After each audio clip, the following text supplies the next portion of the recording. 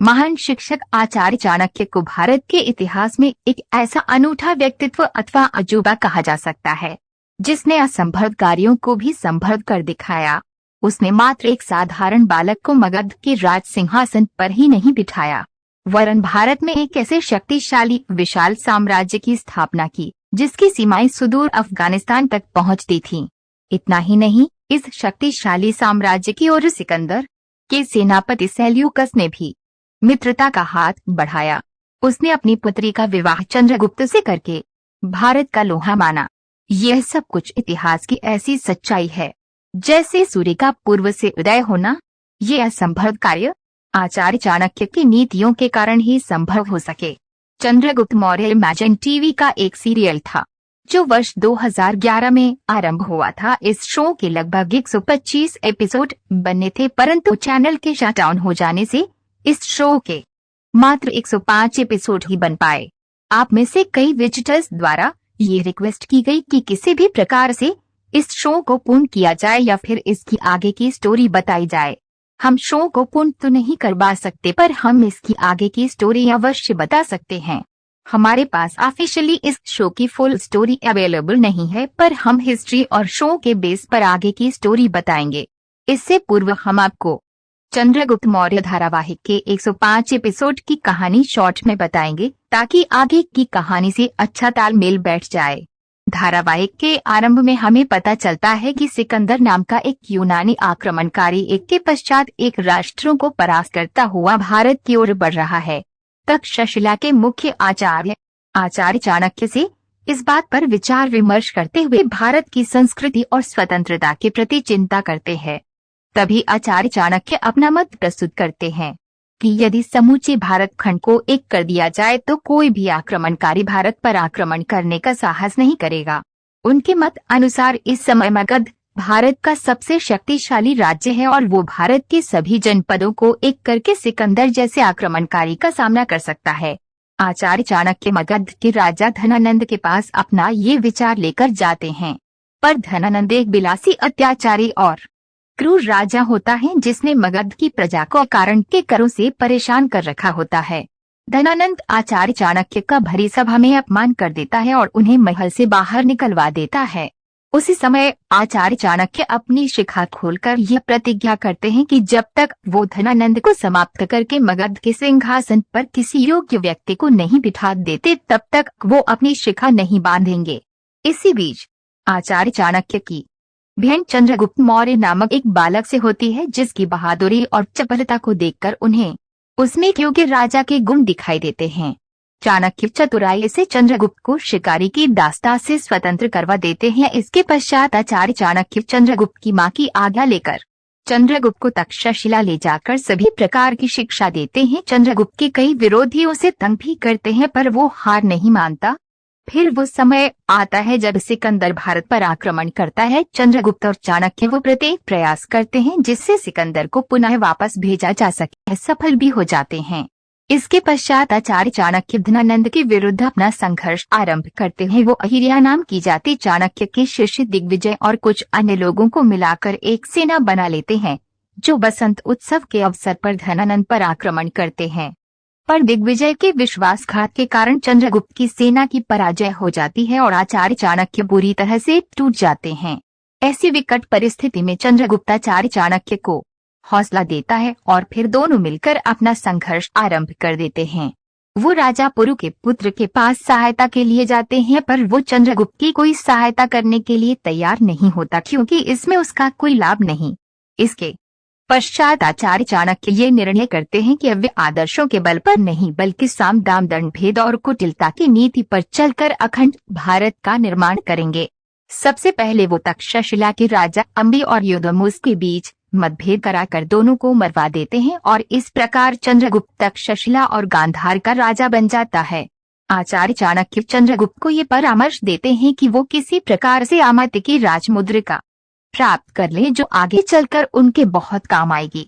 चंद्रगुप्त एक योजना के तहत अमात्य की राजमुद्रिका भी प्राप्त कर लेते हैं। यह तो थी पूर्व के 105 एपिसोड की कहानी।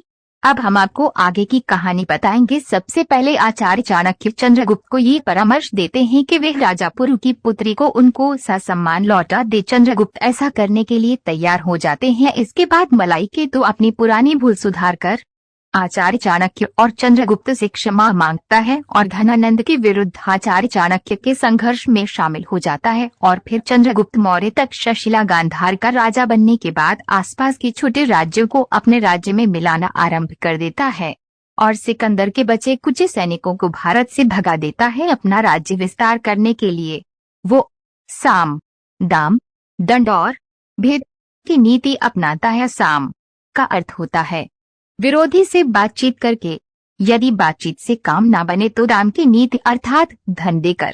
साम दाम से काम ना बने तो दंड अर्थात सेना का प्रयोग करके। और भेद की नीति का अर्थ होता है विरोधियों में फूट डालकर उनको कभी एकजुट मत होने दो। चंद्रगुप्त भेद की नीति का उपयोग करके वो अपने विरोधियों को कभी एक नहीं होने देता। चंद्रगुप्त जब उत्तर पश्चिमी भारत पर विजय प्राप्त कर लेता है तो इसके पश्चात वह मगध पर विजय प्राप्त करने की तैयारी करते हैं। उस समय भी चंद्रगुप्त की सेना की शक्ति धनानंद से कम ही होती है।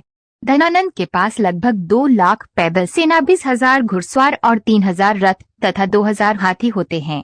चाणक्य निर्णय करते हैं कि वो धनानंद की सेना को बांटकर उसे अलग अलग युद्धों में परास्त करेंगे और यदि आवश्यकता पड़ी तो छापामार आक्रमण भी करेंगे। वो अपने कई गुप्तचरों को धनानंद की सेना में पूर्व में ही भर्ती करवा देते हैं। अमात्य राक्षस से चुराई गई राजमुद्रिका का प्रयोग करके वो धनानंद के सेनापति भद्रसाल के पास यह संदेश भिजवाते हैं कि वो अपनी सेना को लेकर व्यास नदी पर पहरा लगवा ले, क्योंकि उन्हें सूचना मिली है कि चंद्रगुप्त उनके राज्य पर आक्रमण करने वाला है। इस प्रकार धनानंद के पास आधी से भी कम सेना रह जाती है, क्योंकि वो अपनी अधिकतर सेना को भद्रसाल के साथ भेज देता है। उधर जब चंद्रगुप्त भद्रसाल का ध्यान बंटाने के लिए अपने कुछ 1000 सैनिकों को शशांक के साथ ब्यास नदी के किनारे भेज देता है ताकि भद्रसाल को लगे कि वो उन पर आक्रमण करने वाले हैं, चंद्रगुप्त किसी और रास्ते से अपनी विशाल सेना लेकर पाटलिपुत्र की ओर निकल पड़ता है। इधर जब ब्यास नदी के निकट शशांक के नेतृत्व में चंद्रगुप्त की छोटी सी सेना भद्रसाल का ध्यान बटाए हुए होती है, तो उधर चंद्रगुप्त पाटलिपुत्र पर आक्रमण कर देता है। धनानंद की सेना में सम्मिलित चाणक्य के गुप्तचर धनानंद की सेना को धनानंद के विरुद्ध भड़काने का कार्य करते हैं। धनानंद की समर्थक सेना युद्ध में इतनी दुर्बल हो जाती है कि वो चंद्रगुप्त की सेना से पराजित हो जाती है।